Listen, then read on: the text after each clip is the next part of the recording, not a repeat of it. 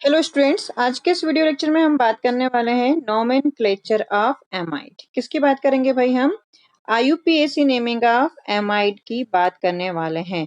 तो सबसे पहले आपको एमाइड दिखाई कैसे देता है इसकी बात करनी पड़ेगी। एमाइड को पहचानना होगा।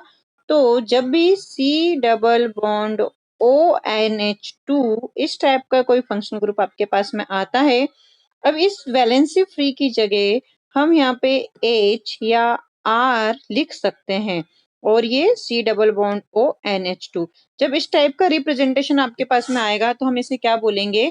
एमाइड। अब एमाइड आपके तीन टाइप के होते हैं, primary amide, secondary amide and tertiary amide. तो जब आपके पास में C double bond O NH2 मतलब C डबल बॉन्ड O से NH2 ग्रुप अटैच्ड होगा, तब ये जो हमारा एमाइड होगा ये प्राइमरी एमाइड कहलाता है। क्या कहलाता है? प्राइमरी एमाइड कहलाता है। तो एमाइड का डेरिवेशन कहाँ से हुआ होगा, मतलब हमने इसे कहाँ से डिराइव किया हुआ होगा, इससे ये हम एक बार देख लेते हैं। जैसे कि आपके पास में कोई एसिडिक एसिड आता है, कोई एसिड है, जरूरी नहीं कि एसिटिक एसिड हो, कोई भी कार्बोक्सिलिक एसिड लिया। इस कार्बोक्सिलिक एसिड से जब आप OH हटाएंगे और NH2 का ऐड करेंगे तो हमारे पास में यहाँ पे क्या मिलने वाला है? CH3 C double bond ONH2 ये आया। तो ये क्या मिल गया मुझे? एमाइड मिल गया। मतलब amide is a derivative of acid, हम ये बोल सकते हैं। अब वन बाय वन हम सारे एमाइड की नेमिंग करते हैं, primary amide, secondary amide and tertiary amide की। तो सबसे पहले हम यहाँ पे बात करेंगे नेमिंग ऑफ प्राइमरी एमाइड की। तो आप क्या हेडिंग डाल सकते हैं? Naming of primary amide. ठीक है। अब प्राइमरी एमाइड दिखाई कैसे देता है इसकी तो हमने बात कर ली। तो ये मैं सबसे छोटा मेंबर इसका एमाइड का जो ले रही हूं वो एक कार्बन एटम का हो सकता है। ठीक है। तो जब भी C डबल बॉन्ड O है ना, तो इधर NH2 के अपोजिट जो भी ग्रुप आपको मिलेगा ये हमारा क्या हो जाएगा? पेरेंट चेन हो जाएगा। उस पेरेंट चेन में एक ही कार्बन है। तो जब एक कार्बन होता है तो हम क्या वर्ड यूज करते हैं? हम देखते हैं मीथेन। ठीक है ना, इसको क्या लिखते हैं? मीथेन। और इसका जो सफिक्स होता है वो सफिक्स होता है एमाइड। किसका सफिक्स? एमाइड का सफिक्स हम एमाइड यूज करते हैं। तो यहाँ पे मैं क्या लिखूंगी? एमाइड लिखूंगी। तो आपने ये देखा कि ए के ठीक पहले क्या आ रहा था? ई आ रहा था, इसलिए मैंने इसे कट कर दिया है। तो इसका पूरा नाम हम यहाँ पे क्या लिखेंगे? मीथेनामाइड। सिंपल है। ठीक है ना। जस्ट क्या, जितने कार्बन है और लास्ट में उसके लिए हम क्या सफिक्स यूज कर देते हैं? एमाइड सफिक्स यूज करते हैं। तो पूरा नाम मेरा क्या हो जाएगा यहाँ पे? मीथेनामाइड। और कुछ एग्जांपल ले लेते हैं एक दो। अब जैसे आपके पास में यहाँ पे H की जगह पे, जैसे कि मैंने यहाँ पे H बोला और R है ना, तो H की जगह पे अगर मैं यहाँ पे CH3 ले लेती हूँ और यहाँ पे C डबल बॉन्ड O तो रहता ही है, NH2 ये कर लिया। तो आपका ये क्या हो गया? सेकेंड मेंबर हो गया प्राइमरी एमाइड का। नंबर ऑफ कार्बन एटम कितने भाई? यहाँ पे 2 कार्बन एटम है। तो 2 कार्बन के लिए हम क्या वर्ड यूज करते हैं? इथेन वर्ड यूज करते हैं। तो इथेन का ई हट जाएगा और ये पूरा नाम क्या हो जाएगा? इथेनामाइड। ठीक है। और कुछ एग्जांपल लेते हैं। CH3 C, यहाँ पे मैंने एक साइड चेन लगाई है, CH3 C double bond O NH2। तो अब मेरे पास में जो पेरेंट चेन है, इस पेरेंट चेन में भी एक सब्स्टिट्यूएंट लगा हुआ है। ठीक है ना। तो कार्बन नंबर 1 आप किसे दोगे? जहां से आपको डबल बॉन्ड वही है, तो इसे 1 नंबर दिया, इसे 2 नंबर दिया, इसे 3 नंबर दिया। आपने देखा कि जो 2 नंबर है उस पे एक मिथाइल सब्स्टिट्यूएंट लगा हुआ है। तो हम सब्स्टिट्यूएंट को पहले लिखते हैं। तो इसका क्या नाम हो जाएगा? 2 methyl. Total number of carbon atom मेरे पास कितने हैं? 3 कार्बन है। तो यहाँ पे प्रोपेनामाइड। तो आपका कंप्लीट इस कंपाउंड का नाम क्या हो जाएगा? 2 मिथाइल प्रोपेनामाइड। और कुछ एग्जांपल देखते हैं। जैसे एक और एग्जांपल मेरे पास में प्राइमरी एमाइड से रिलेटेड आता है। यहाँ पे मैंने ब्रोमीन करा, यहाँ पे आपका CH3 आया, then C double bond ONH2 आता है। अब क्या कि पेरेंट चेन में मेरे पास में दो सब्स्टिट्यूएंट आते हैं। एक सब्स्टिट्यूएंट आपका मिथाइल है और एक सब्स्टिट्यूएंट ब्रोमो है। तो सब्स्टिट्यूएंट का नाम हम हमेशा अल्फाबेटिकली लिखते हैं, सही है ना। तो ब्रोमो और मिथाइल में से कौन पहले आएगा? ब्रोमो पहले आएगा। नंबरिंग हम C डबल बॉन्ड O वाले कार्बन को ही 1 नंबर देंगे, इसे 2, यहाँ 3 और ये 4 हो जाएगा। तो थर्ड नंबर पे मेरे पास में क्या था? एक ब्रोमो आया, तो ये क्या हो गया? 3 ब्रोमो। फिर 2 methyl, 2 methyl. Total number of carbon atom कितने हैं मेरे पास में? 4 है। तो वर्ड रूट क्या हो जाएगा? ब्यूटेन। और लास्ट में हम क्या लगाते हैं? इसका सफिक्स एमाइड। तो इसका कंप्लीट नाम क्या हो जाएगा? 3 ब्रोमो 2 मिथाइल ब्यूटेनामाइड। ठीक है, इतना समझ में आया। अब हम बात करते हैं naming of secondary amide. Secondary amide, तो सबसे पहले कि सेकेंडरी एमाइड को हम कैसे पहचानेंगे? तो देखिए, आपका जो प्राइमरी एमाइड होता है ना, प्राइमरी एमाइड में आप देखते हैं कि C डबल बॉन्ड ONH2 होता है। जब इस प्राइमरी एमाइड के हाइड्रोजन को मैं हटाती हूँ एक हाइड्रोजन को, और किससे हटाती हूँ, किससे रिप्लेस करती हूँ? एक R से रिप्लेस कर देती हूँ। तो यहाँ पे मेरे पास में आता है C डबल बॉन्ड ONH और यहाँ पे R आता है। ठीक है, तो जब इस कंडीशन में जो हमें एक नया फंक्शनल ग्रुप मिला है वो क्या है? एन सब्स्टिट्यूटेड एमाइड हो जाएगा, मतलब सेकेंडरी एमाइड हो जाएगा। तो आप सेकेंडरी एमाइड को इस तरह से पहचानेंगे। अब यहाँ पे मेरे पास में आर की जगह कोई भी एल्काइल ग्रुप हो सकता है। वो आपका CH3 हो सकता है, C2H5 हो सकता है, कोई भी एल्काइल ग्रुप हो सकता है। ठीक है, और जैसे कि यहाँ पे जो मैंने वैलेंसी फ्री रखी है, तो इस वैलेंसी फ्री की जगह मैं कोई भी H या फिर कोई भी एल्काइल ग्रुप रख सकती हूँ। जैसा कि मैंने पहले बताया कि हम यहाँ पे H भी लिख सकते हैं और हम यहाँ पे R भी लिख सकते हैं। ठीक है, अब हम नेमिंग की बात करते हैं कि इसकी नेमिंग कैसे की जाएगी। तो देखिए, एक छोटा सा एग्जाम्पल लेते हैं सेकेंडरी एमाइड का। जैसे मेरे पास में है H C double bond O N, यहाँ पे H और यहाँ पे आपका CH3 आया। ठीक है, तो आपने क्या देखा कि N से मेरे पास में एक मिथाइल ग्रुप जुड़ा हुआ है। क्या करा हुआ है मेरे पास में? एक मिथाइल ग्रुप जुड़ा हुआ है। तो ये हो जाएगा N मिथाइल। और अब क्या? पेरेंट चेन में एक ही कार्बन है, तो ये मीथेनामाइड। तो कंप्लीट नेम क्या हो जाएगा? N methyl methanamide. ये बहुत ही आसान सा और बहुत ही छोटा सा एग्जाम्पल मैंने दिया। कुछ और एग्जाम्पल हम इसके देखते हैं। अगर मेरे पास में यहाँ पे आता है CH3 C double bond O N, यहाँ पे एक H है और यहाँ पे CH3 है। तो अब इसका क्या नाम हो जाएगा? इसका नाम मेरे पास में हो जाएगा, N से मिथाइल ग्रुप जुड़ा हुआ है इसलिए N methyl. Total number of carbon atom parent chain में कितने हैं? 2 कार्बन एटम इस पेरेंट चेन में दिखाई दे रहे हैं। तो इथेनामाइड। सिंपल सिंपल था, ठीक है ना। अब थोड़े से कॉम्प्लेक्स वाले चेक करते हैं हम। जैसे कि आपके पास में आता है CH3CH, यहाँ पे Br लगा है, यहाँ पे C डबल बॉन्ड O, यहाँ एक N और यहाँ पे आपका C2H5 लगा देते हैं। क्या लगा देते हैं? C2H5 मतलब CH2CH3 लगा देते हैं। तो N से कौन जुड़ा हुआ है? इथाइल।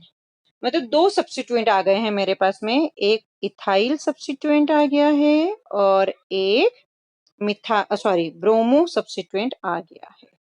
तो जब भी आप सब्स्टिट्यूएंट का नाम लिखेंगे तो वो तो हम क्या लिखेंगे? अल्फाबेटिकली लिखेंगे। और कार्बन नंबर किसे हमें 1 देना है, तो इसे हम इस वाले कार्बन को 1 नंबर देना है, इसे 2 देना है, इसे 3 देना है। तो अब जो नाम होगा वो क्या होगा? अल्फाबेटिकली ऑर्डर में 2 ब्रोमो। क्या लिखूंगी मैं इसे? 2 ब्रोमो। फिर क्या लिखेंगे?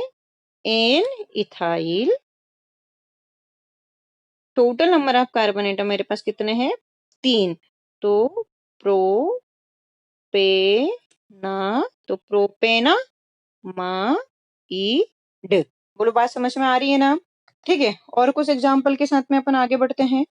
एक और एग्जाम्पल लेते हैं, जैसे कि हमारे पास में आया CH3, यहाँ पे CH3, यहाँ पे CHBr, then C double bond O NH and CH3, ऐसा आता है।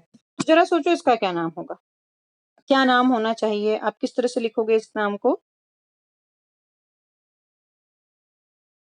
तो यहाँ पे हम क्या करेंगे, सब्स्टिट्यूएंट देख लेंगे कि कौन कौन से सब्स्टिट्यूएंट मेरे पास में यहाँ पे लगे हुए हैं। तो यहाँ पे मैंने देखा एक सब्स्टिट्यूएंट मेरा यहाँ पे मिथाइल है, एक यहाँ पे ब्रोमीन है, और एक यहाँ पे फिर मिथाइल है। तो यहाँ पे मेरे पास में 1 2 3 4 है ना। तो 2 नंबर पे ब्रोमो आया, तो मैं इसे सबसे पहले लिखूंगी अल्फाबेटिकली 2 ब्रोमो। फिर क्या लिखूंगी, 3 पे मिथाइल है और N पे मिथाइल है। तो आप यहाँ पे अगर दोनों एक ही नाम है उसे कंफ्यूज हो जाओगे कि किस तरह से लिखना है, क्या करना है। तो और अच्छा क्लियर करने के लिए मैं यहाँ पे CH3 को C2H5 कर देती हूँ। ठीक है, तो ये C2H5 मतलब इथाइल है और ये क्या है, मिथाइल है। तो आप पहले क्या लिखोगे, N इथाइल, है ना। क्योंकि हम कभी कभी ये रट के बैठ जाते हैं कि एन से जुड़े हुए कंपाउंड को ही सबसे पहले लिखना है, ऐसा नहीं है। एन इथाइल, उसके बाद में मैं क्या लिखूंगी, 3 मिथाइल लिखूंगी, 3 मिथाइल। और total number of carbon atom कितने हैं मेरे पास में, 4 है। तो इसका कंप्लीट नाम ये हो जाएगा ब्यूटेनामाइड। बोलो बात समझ में आई, पक्का समझ में आ रही है ना? चलो कुछ एग्जाम्पल और ले लेते हैं। अब देखिए आपके पास में डबल बॉन्ड ट्रिपल बॉन्ड वाले भी हो सकते हैं, जैसे कि यहाँ पे मैं C डबल बॉन्ड C, यहाँ पे एक साइक्लिक कंपाउंड ले लेती हूँ, और यहाँ पे C double bond O NH2 ऐसा ले लेती हूँ ना। एक एग्जांपल मैं आपको दे रही हूँ, जरा इसे ट्राई करें। सोचो क्या आने वाला है, इसका नाम क्या हो सकता है?